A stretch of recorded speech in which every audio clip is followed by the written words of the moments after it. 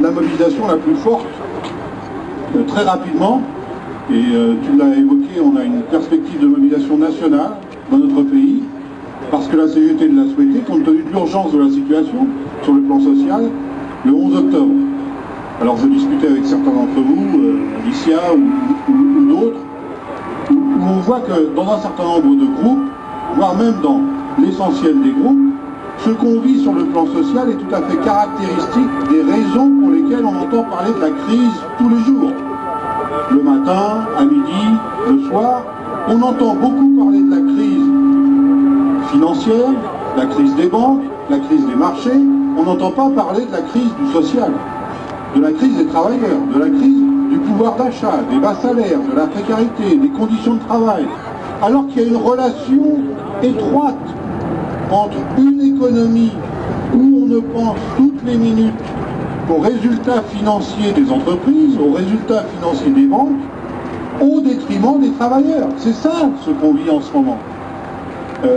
Hier, on rencontrait le ministre du Travail. Il nous parle résultats financiers. On parle chômage, on nous parle compte public. On a reparlé de la réforme des retraites, y compris de ceux qui devaient partir en retraite, qui arrivaient près du poteau d'arrivée, qui sont obligés aujourd'hui de rechercher du travail à 58, 59 ans, vous savez bien que c'est tout à fait impossible, et qui sont condamnés par exemple au minimum social, alors que hier, ils pouvaient prétendre à leur droit à la retraite. Il y a ce que tu décrivais sur le niveau de pauvreté. Nous atteignons des niveaux de pauvreté jamais atteints en France depuis la libération. Un salarié sur deux, et vous connaissez tous ces situations, voire même vous êtes concernés, un salarié sur deux gagne moins de 1 500 € par mois. La moyenne du revenu fiscal des plus fortunés, des 100 plus fortunés de notre pays, c'est 28 millions d'euros par an.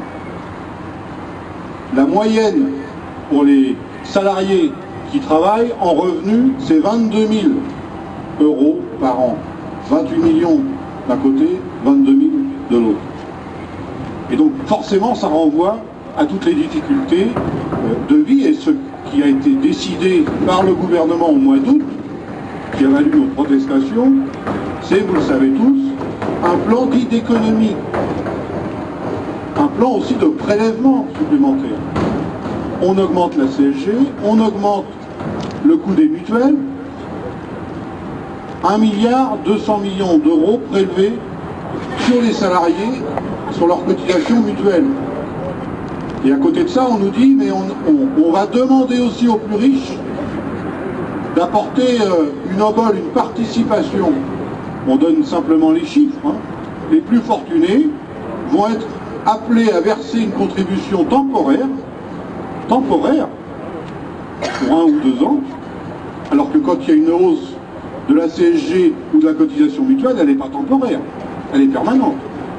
Donc c'est rien que pour les mutuelles, 1,2 milliard prélevés sur les salariés, sur les plus fortunés, 200 millions d'euros. Donc, quand on nous parle de justice sociale ou d'équité sociale, ça ne le fait pas. Loin de là, ça ne le fait pas. Sachant qu'en plus, les plus fortunés ont eu, par des mesures fiscales très avantageuses, un gain, quelques mois auparavant, de 2 milliards d'euros. Et là, on leur demande de redonner en quelque sorte 200 millions d'euros. 10% de ce qu'ils ont touché. Donc, on est dans une spirale où on cherche à nous convaincre que c'est par un effort des salariés, sous-entendu des restrictions sur les droits, sur le pouvoir d'achat, sur la flexibilité du travail, sur les horaires, qu'on va sortir de cette période de crise. Mais non seulement on ne va pas en sortir, mais selon nous, ça ne va faire que l'amplifier. Ça va amplifier la précarité, ça va amplifier le chômage, ça va amplifier la misère.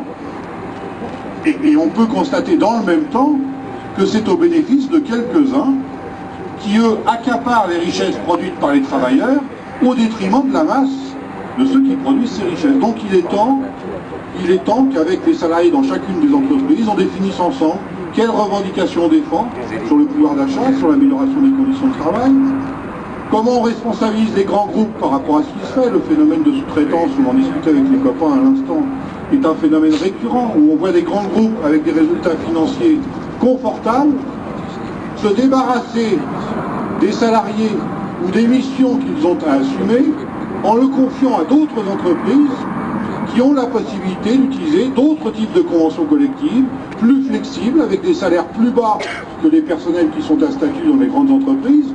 C'est ce qu'on appelle le moins-disant social. On cherche sans arrêt à rémunérer le moins possible le travail effectué par les salariés.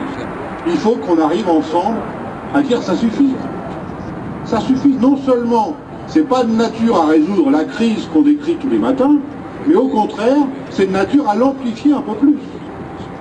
Et on sait, même si on est dans une situation en France un peu particulière, parce qu'il y a des élections présidentielles, donc on ne nous met pas tout sur la table pour l'instant. Mais on sait quand même que si on reste sur cette trajectoire-là, il n'y a pas de limite.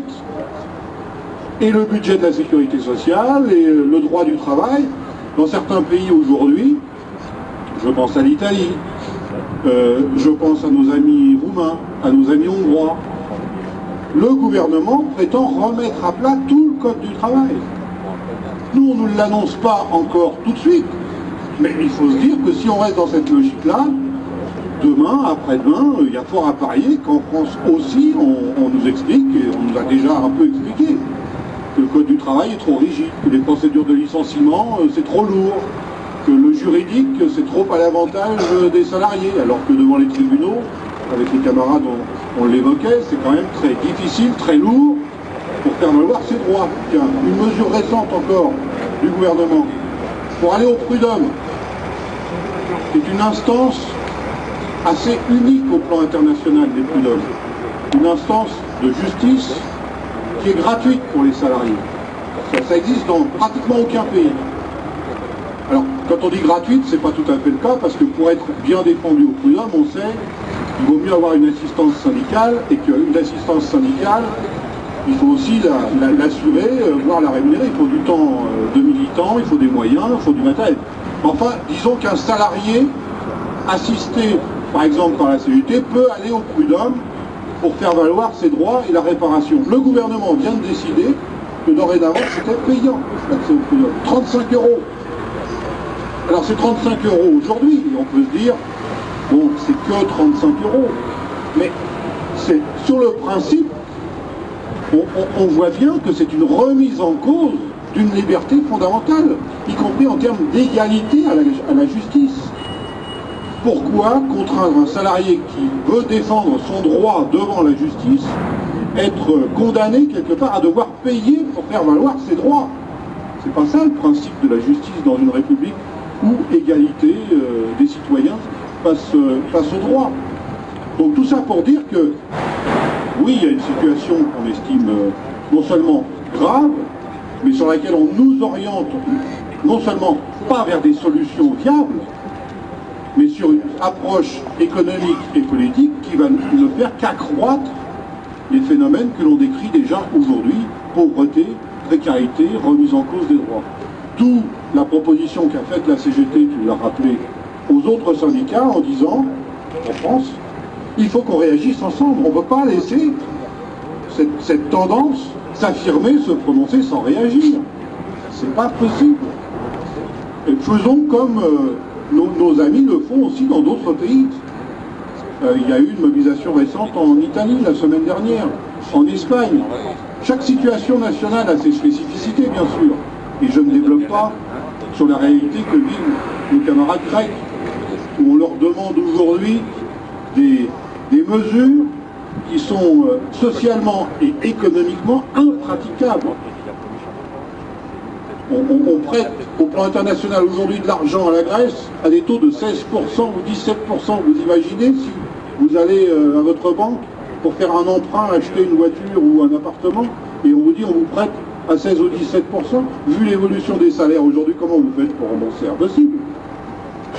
Donc on est dans une fuite en avant, et le prix à payer au plan social pour les Grecs, mais aussi pour d'autres pays, vous citez la Roumanie, la Hongrie, mais c'est vrai aussi en Italie, c'est vrai aussi en Espagne, c'est vrai aussi au Portugal.